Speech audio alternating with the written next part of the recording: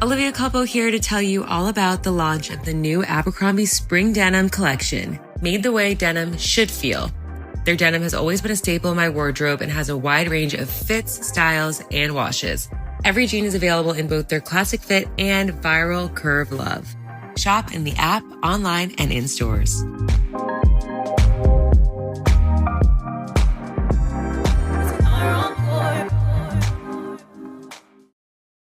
This is Optimal Living Daily, Nomophobia and the Dream of Productivity, 4 Steps Toward Independence, by Laura Stack of theproductivitypro.com, and I'm Justin Malik. We're going to get right to it and continue optimizing your life. Nomophobia and the Dream of Productivity, 4 Steps Toward Independence, by Laura Stack of theproductivitypro.com. We're all the sum of our experiences. We can be shaped by things that happened recently, decades ago, even by instinctual reactions we inherited from our ancestors. For example, there are good reasons why, even in this modern age when most have never seen one in the wild, we still fear snakes. It makes sense that as we advance into the information age, we should develop new fears. One I find alternately amusing and worrying is nomophobia. Despite what it sounds like, this isn't a fear that tiny people in pointed hats will invade your garden. It's a fear of being outside of cell phone contact. Before you laugh, realize this is a genuine fear defined by recent research in the UK, where it was found that 66% of people would feel a serious amount of anxiety if they lost or forgot their cell phone, and that average users check theirs on the order of 34 times a day. Researchers have identified the same anxiety in the US. This actually seems reasonable to me. Consider how often you use your phone to check the time, email, headlines, the weather, and your schedule. For many people, smartphones have taken over the roles of PDA, organizer, laptop, and tablet to some extent. So it makes sense that no mobile phone phobia would be a real issue in the developed world.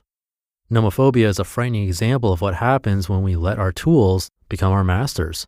Aside from technophobia, the crippling fear of technology, and perhaps the perfectionism high tech lets us pretend we can achieve, it may be the most debilitating workplace phobia as it literally drives us to distraction.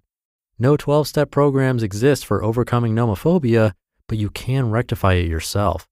As with obsessive compulsive social media disorder, OCSMD, you must take control and turn your phone back into a tool serving you.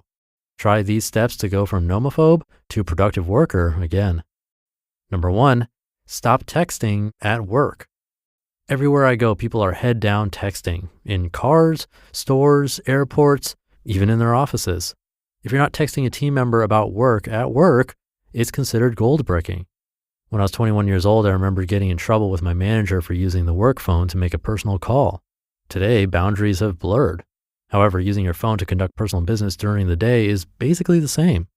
So unless your smartphone is your work phone, you don't have an office phone, reserve its use to breaks, personal time, and lunch.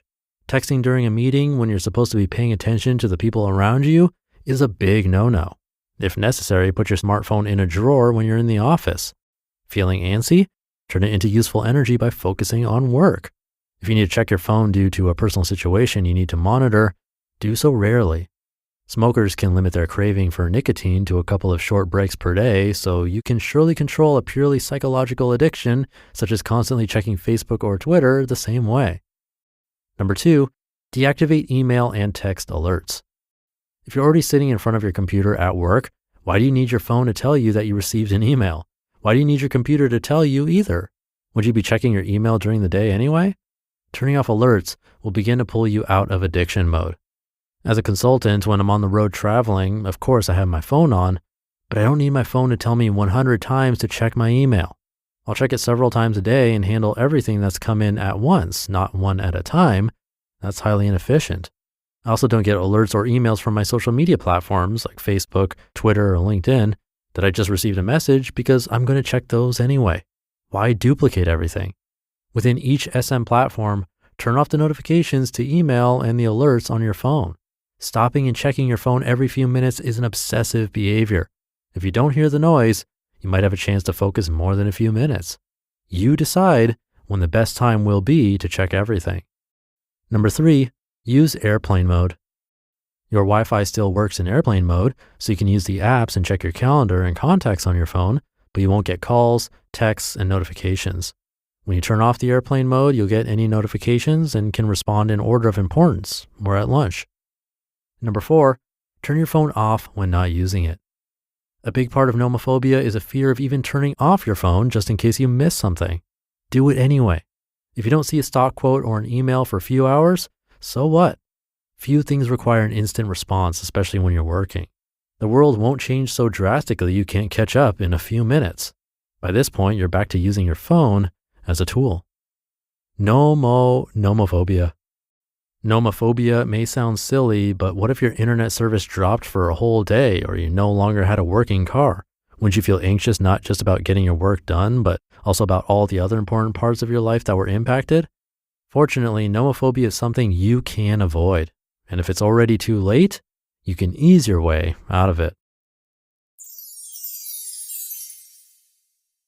You just listened to the post titled Nomophobia and the Dream of Productivity, 4 Steps Toward Independence by Laura Stack of theproductivitypro.com. And I'll be right back with my commentary. Every day at Sierra, you'll find top brand apparel, footwear, and gear for 20 to 60% less than department and specialty store prices. And during clearance time at Sierra, those incredible prices are 40 divided by 2.5, carry the 1, even lower. And when you shop clearance at Sierra, you can save a whole lot more on everything you need to get active and outside. That's a lot of saving. Epic brands, vast selection, teeny tiny prices. That's Sierra. Visit your local Sierra store today or shop online at Sierra.com. Experience a membership that backs your business journey with American Express Business Platinum. Earn 5 times membership rewards points on flights and prepaid hotels booked on AmexTravel.com. Plus, enjoy a welcome offer of 200,000 points after you spend $20,000 on purchases on the card within your first 3 months of membership. American Express Business Platinum. There's nothing like it. Terms apply. Learn more at americanexpress.com/business-platinum. Thank you to Laura. I can totally see nomophobia being real, and I'm afraid the next version of that is going to be not having AI to answer all of our questions or assist with whatever. I mean, not having GPS is a big concern these days. Her stat was that the average user checks their phone 34 times a day, but that's from an article in 2012. Imagine what it is now. I'm sure it's way higher. It's so automatic now, we don't even realize we're doing it. That is until our phone runs out of battery or we can't find it. Then we really see how often we check for it. I actually implemented one of her tips a long time ago, turning off non-essential notifications. My phone is on vibrate all the time and I've silenced group texts. So the only ones I get, which is more rare, is the one-on-one text. And I find it much less tempting to look at my phone when I'm working. If I didn't silence the others, I know I'd check my phone every single time it vibrated, which is not going to be good. And yes, airplane mode would also work. It's a little more extreme, but if that's what you need to focus, then it's worth it. So good stuff to try today. Thank you for being here and listening. Have a great rest of your day, and I'll see you tomorrow as usual, where your optimal life awaits.